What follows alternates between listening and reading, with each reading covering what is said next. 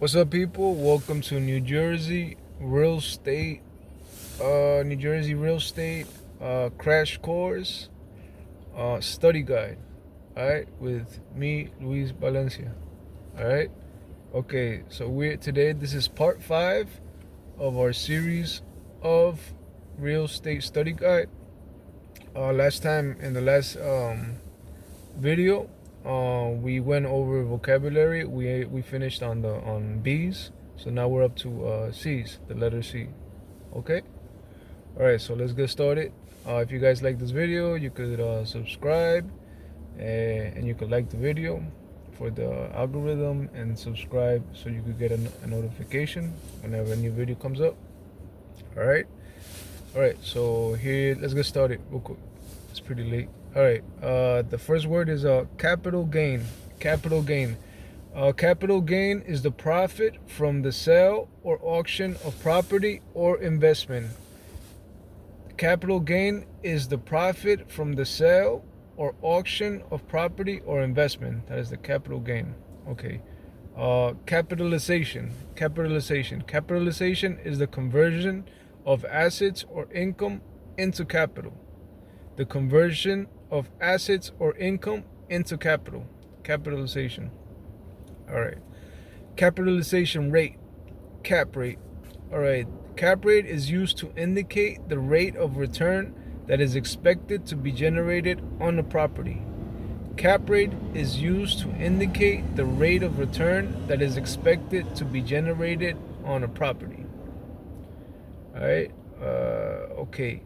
Next word is caveat emptor. Caveat emptor is a Latin word. It means let the buyer or buyers be aware. The concept is that the buyer is responsible for checking the quality of a product before a purchase is made. Caveat emptor. The concept is the buyer is responsible for checking the quality of a product before a purchase is made. You could get an appraiser, so they can help you for that as well. Okay. Ceteris paribus. That's another Latin word. Ceteris paribus. Other things equal. Or, in plain terms, all things remaining constant. It means other things equal. Ceteris paribus. Other things equal. Or, in plain terms, all things remaining constant. Okay. Next word is chattels. Chattels. That is basically personal property. Personal property that is movable. This type of property is not fixed and can be moved between locations. It's not fixed and can be moved between locations. So it could be like, let's say you have a chandelier, and then you could take off the chandelier once you sell the house, and then you're gonna move it, put it in another house. That's an example of that. All right. Chattel mortgage. Okay, the next word is chattel mortgage. A chattel mortgage is a loan for a mobile or manufactured home or a tangible movable asset such as business equipment, machinery, or any type of vehicle. With a chattel mortgage, the movable assets, whatever they may be, are used as collateral in the loan. All right, chattel mortgage. All right, next one is a Civil Rights Act of 1866. All right, the Civil Rights Act of 1866 declared that all persons born in the United States are created equal by law. Among the many benefits of the 1866 Civil Rights Act, one of the most important was that any person born in the U.S. could own property regardless of color or race. All right, so 1866 civil rights, anybody can own property regardless of color or race. All right, 1866. All right, the next word is closing. Closing is the final step in executing a real estate transaction. It is when official ownership and payment is transferred to the rightful parties. Closing usually takes place after a purchase agreement is made and the title is now ready to be transferred. Closing. It is the final step in executing a real estate transaction. All right. Closing costs. Closing costs are are one-time administrative fees paid for finalizing the mortgage. Closing costs are 2% to 5% of the home's purchase price, approximately. The cost included in closing costs are all the fees required to close the loan, including the loan fees, the origination fees, title fees, prepaid taxes, attorney fees, and others. All right, closing costs. Co-borrower. A co-borrower, also known as the co-applicant or joint applicant, they basically share equal responsibility for making payments on the loan as the primary borrower. They also have equal access to the funds as the primary borrower. All right, so co-borrower. Okay, the next word is co-op. A co-op is a non-profit corporation complete with a board of directors, and each resident is a shareholder.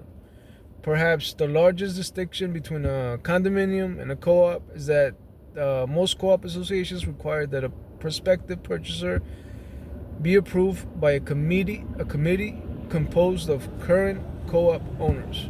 So it's basically owning a stock. It's similar to like a stock market. You own like a piece of a building, which will be an apartment. All right, so you own like a stock. You don't own the property. You own a stock, and then you pay the bills to keep the what do you call it? Like the, I forgot the name. Like the association bills and all that stuff.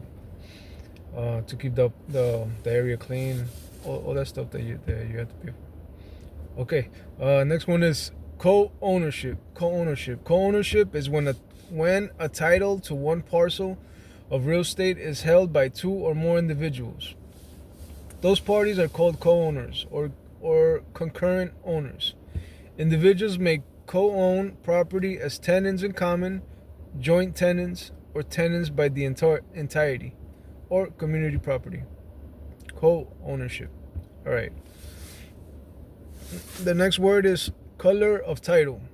The legal concept of a claim to title appearing to be legally valid, but in actuality, the claim is defective. I never heard of this one. Color of title. Okay. Collateral, something of worth promised to a lender as security mortgage for an obligation. Something of worth promised to a lender as security mortgage for an obligation. Collateral. All right. So let's say you get a loan and you want to use your house as a collateral. That's what it is. Okay, something worth promised to a lender. Next one is commercial property. Commercial property is a property that generates an income or salary. Commercial property is a property that generates an income or salary. So let's say you buy a 4-apartment house and then you rent the other 3. That's a commercial property. I mean, it's residential property, but you generate income. You could possibly get a commercial loan for that. All right, commingling. In real estate, commingling refers to the act of mixing the client's funds with the broker's own funds. You know, like when you deposit in the escrow account, and then you put in your money, and then you mix it. You can't. You're not supposed to do it. Commingling can be both legal and illegal, depending on the state and circumstances. Yeah, that's right. Some states, I guess, allow it. Okay, commingled real estate funds. Commingled in New Jersey, you can commingle. By the way, you can do commingling. All right. Commingled real estate funds. Generally speaking, commingled funds are the funds commingled in real estate. From an agent's perspective, those funds that are best defined as personal funds mixed with client's funds. So basically, the money. Those are the commingled real estate funds. All right, commission. A commission is a fee paid to an agent for performing a transaction. A commission is a fee paid to an agent for performing a transaction. It could be a flat fee, it could be a percentage. Usually it's a percentage. All right, the next one is community property. Community property laws are based on the idea that husband and wife are equal. Separate, the wife are equal, separate partners rather than one whole one, like tenants by entirety. Community property laws are based on the idea that husband and wife are equal, separate partners rather than one whole one, like tenants by the entirety. Okay. The next word is comparables. Comparables. Another word for property sold in the same area seen on property report are comparables. So next time you're gonna buy a house, that's basically what the agent is gonna do. He's gonna look at a house and then gonna look the houses around and compare the rates, compare the prices, compare the house is like the most similar to the one that you're trying to sell. If you're trying to sell your house, and then they're gonna compare it so you could get an estimate of how much you could sell it for. So those are the comparables, like the houses you compare to. All right, comprehensive environmental response, compensation and liability act of 1980, CERCLA. Comprehensive Environmental Response, Compensation and Liability Act of 1980. CERCLA. Okay, this is also known as the Superfund. The Superfund is a United States federal government program designed to fund the cleanup of sites contaminated with hazardous substance and pollutants. So let's say you were in a house and then there was an oil spill by it. I'm sure they would call these people the Comprehensive Environmental Response, Comprehensive Liability of Act 1980, also known as Superfund. All right. Okay, the next word is condemnation. Condemnation. This is the procedure used by a public or private entity with the powers granted from eminent domain to take privately owned real estate. So basically, this is condemnation. This is like when the government could actually take your house. Let's say they want to build like a highway where your house is. They could just literally say, no, you. It's like, here, we're gonna give you this money, but you can't live there no more. We're gonna build a road right where your house is. Literally, they could literally do that through eminent domain. You know what I mean? Well, they could do that, but at the end of that, you could contest how much money they give you. That you could take them to court. You could take the government to court for that. But it is what it is. I mean, I haven't seen it done, but usually they do it to they say that they do it to build parks, to build roads. You know, if it's like on the way, let's say your house is like in the middle of where they're gonna build a highway, then they're like, here, we're gonna give you this money, but you know.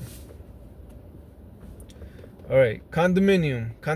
A condominium, often shortened to condo. Oh, condominium or condo. All right, is a type of living space which is similar to an apartment, but which is independently sellable and therefore regarded as real estate. All right, condominium is basically an apartment, but you own it. You own that apartment. All right, it's different from co-op because co-op is considered like a stock. You don't own the apartment. You own like the stock. All right. Conspiracy to boycott. Conspiracy to boycott occurs when two or more persons or entities conspire to restrict the ability of someone from competing.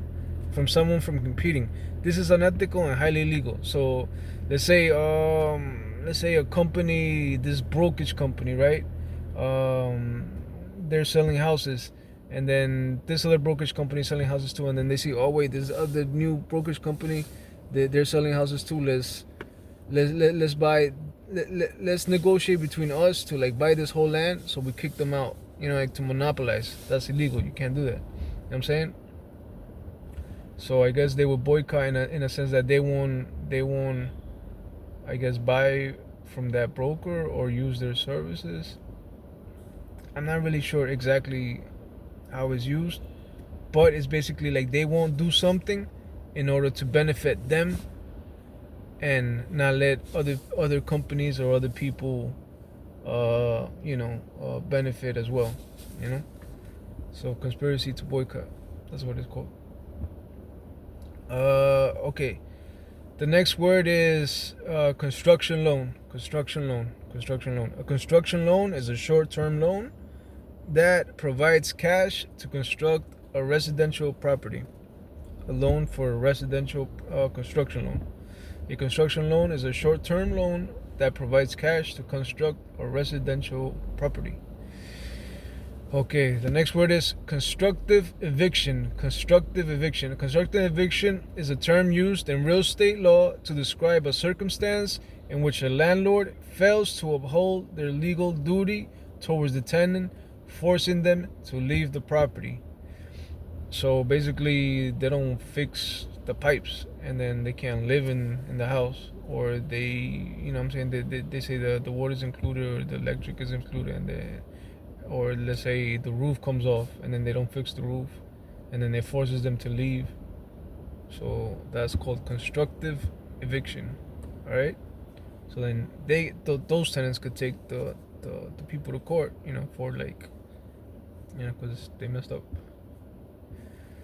All right. Constructive fraud. Constructive fraud is the best described as ignorance or lying without knowing you are lying. Constructive fraud is best described as ignorance or lying without knowing you're lying. So I guess like you're breaking the law, but you really don't know. But just like you're supposed to know. So if you don't know, then it's constructive fraud, even though you were supposed to know. All right. Contingent. Why? Don't take my word for that one. Never mind that one. You guys could study that one. Constructive fraud. Don't even take my word for it. I gotta read over that one. Contingent property. A contingent property means an offer. An offer for the property has been accepted, but there is a condition or contingency that is written into the contract, and it must be met before the sale can go through. It's like a condition. You know what I mean? It's like a condition or a contingency. Like before buying this house, the whole house must be painted. That's a contingency. If it doesn't get painted, then the contract doesn't go through. Contingency. It's like a condition. All right, a condition. All right. The next word is contract. Contract. This is an agreement between two or more parties by law. A contract is an agreement between two or more parties by law. Okay, the next one is conventional loan. Conventional loan is a type of loan provided by a private lender and is not a part of any government program like VA, FHA, any of those. It's a conventional loan is guaranteed by the private sector. These loans are available through conventional lenders, including financial institutions, credit unions, banks, and other lending platforms. Conventional loans, basically non-government. These are non-government loans, all right? Like the FHA or the VA loans. Next word is corporation. Corporation. Corporations may be formed for profit or non-profit purposes. A corporation is managed by and operated by a board of directors. A corporation has certain rights, privileges, and liabilities beyond those partnerships. A corporation has certain rights, privileges, and liabilities beyond those of partnerships. Doing business as a corporation has its advantages and disadvantages. Maybe tax purposes, What I've heard is if you make a certain amount of money, then you could consider it, you should be a corporation. If you make a little bit or less of that amount, then you might as well be an LLC. But then again, I've seen big companies that are LLCs, so I think it depends in the structure of your company. But yeah, just like extra information. Corporal property. Corporal property. Corporal property refers to the ownership of a material thing. Corporal property refers to the ownership of a material thing. This type of property includes items that can be seen or touched and have physical existence. Okay?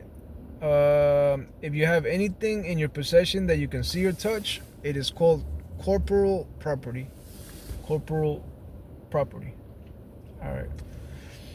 Next word is cosigner. Cosigner. What's a cosigner? A cosigner promises to be responsible for making payments on the loan if the borrower misses payments or defaults on it. A cosigner usually has better credit scores and is more financially stable than the borrower. Thus, the cosigner can help the borrower qualify for the loan because of their credit worthiness. So, if you have bad credit, get you a cosigner. Maybe you could get somebody that trusts you, and they could be your cosigner. You can't find one, then try to pay somebody that could be your cosigner. Okay, cost approach. Cost approach. The cost approach. Wait, I don't think it's legal for me to say that. Never mind that. Erase that. The cosigner thing. Don't pay nobody. All right, cost approach. Cost approach. The cost approach is a real estate appraisal method that determines how much a property would cost to replace, subtract, and depreciation. Cost approach. The cost approach is a real estate appraisal method that determines how much a property would cost to replace, subtracting depreciation. All right. Depreciation is like when the value of the house goes down, so subtracting that, or appreciation, how much is the value of the house goes up. All right. The method of cost approach is based on the concept that a property's price should be determined by the value of the land plus the cost of building it, subtracting the depreciation cost. All right, that's the cost approach. When let's say you're gonna get a loan for a building that is like they're gonna build it, I believe is with the cost approach. Like they see how much it's gonna cost, and then that's how they figure out the loan, like the type of loan as well. Yeah, cost approach. Wait, that's what it is. Yeah, look into that one too. All right. The next word is counteroffer. Counteroffer. A counteroffer is a rejection response to an initial offer. If a counteroffer is made, the original offer ceases to exist because legally the seller has rejected it. So a counteroffer is like a brand new offer. All right. So they say, "I'll give you 100 for it." No, 90. That's a counteroffer. And then they say, "Nah, okay, 80. That's another counteroffer." So each one eliminates the one before. Creative financing. Creative financing. Creative financing is a financing process that doesn't involve conventional lending practices. In this type of financing, an individual or business uses specialized tactics to obtain funding for real estate purchases, but is not considered conventional. Is not involved with conventional lending practices. It's basically like finding a way to get a loan, proving that you could pay that